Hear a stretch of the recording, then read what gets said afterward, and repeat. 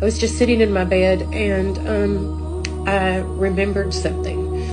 And this is a story that I haven't shared on here, and I just felt like I needed to get up and I needed to tell it. Like, I ain't having time to put makeup on or prepare for this anyway, but it needs to be told, and it's for somebody. So in 2002, in January of that year, my biological father committed suicide on my birthday. Crushed me.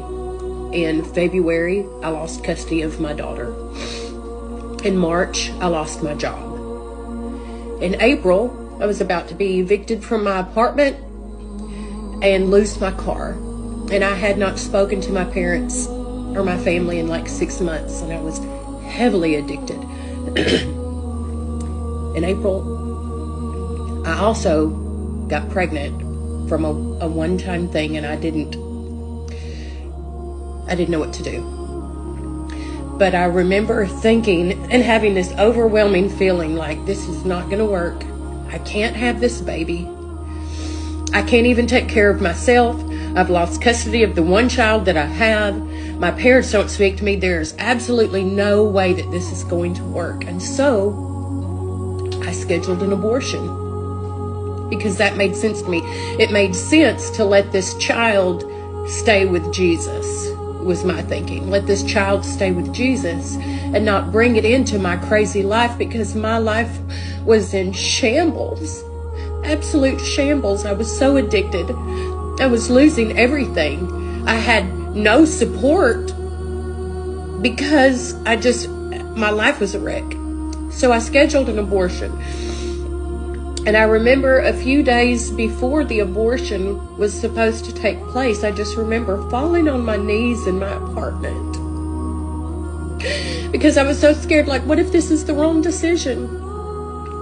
And I remember telling God, I was like, God, I don't know what to do. I really don't know what to do. I don't know if this is the right decision or not. Like, is this wrong? It just almost seems wrong to let this baby come into my life, to already put it at a disadvantage, or to just let it stay in heaven with you where it's beautiful and peaceful, and it won't have to come into my mess of a life. I was like, but I don't know what to do, God. And so you've got to let me know something one way or the other. Like, I need to know in my heart what to do, because right now I'm mad and I'm angry and I don't want this baby. And I'm pissed off that I have this decision to make now. So God, you've got 3 days to let me know what to do. And that was that.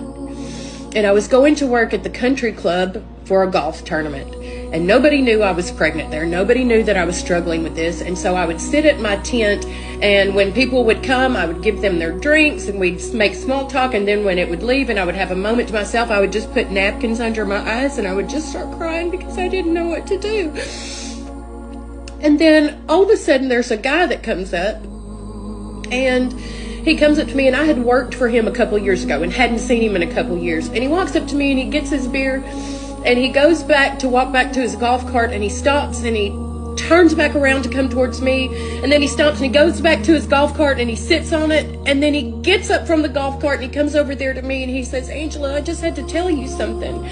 Like, I don't know if this is the right time or place to tell you this, and I almost didn't think about telling you because I just got a beer and I didn't want you to think that I don't know what I'm doing or that I'm being a hypocrite. He was just like, but I just had to let you know. He was like, I've really been praying for you lately. Like, you've just been on my heart.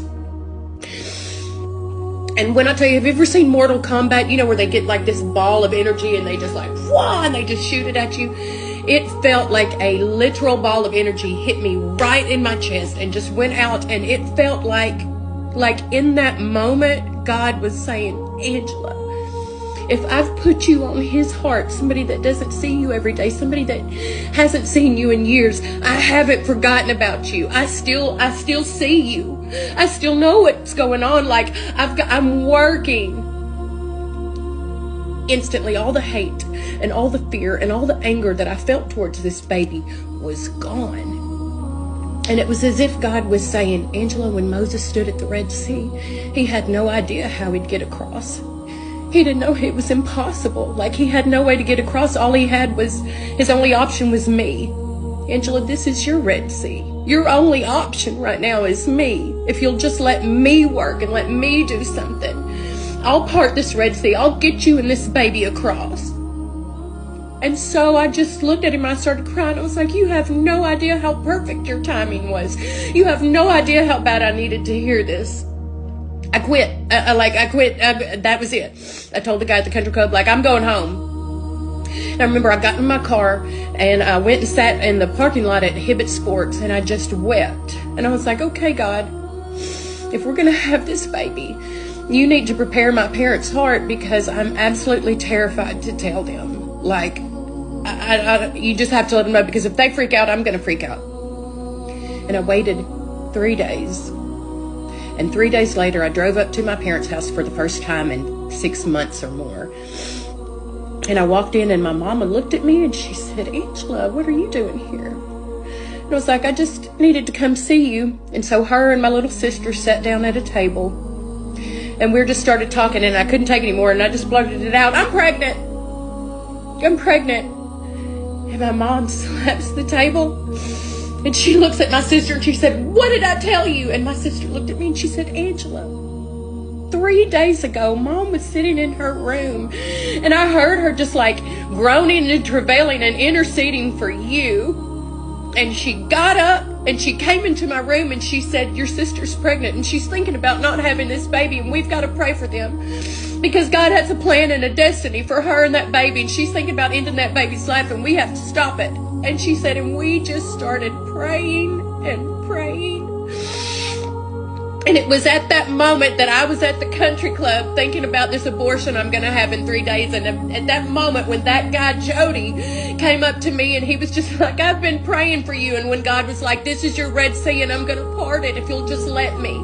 If you'll just let me take control of this situation, I can make it work. That baby is 21, almost 22 years old today. I still had a lot of work to be done on me. But God made a way for all of us. My faith was this big. I had this much. I had just an idea, just a thought that it might be possible, that God could make it work. It was just this much. If you're in that situation and you just have just this much and you think it might be possible, that God could make a way, that it could work out, you take that and you run with it. And you give him the opportunity to show up and show out in your life and just show you that he is a God of working the impossible. That's what he specializes in. If he'll do it for me, he can do it for you. I hope you guys are blessed, and I hope you have a wonderful, beautiful day.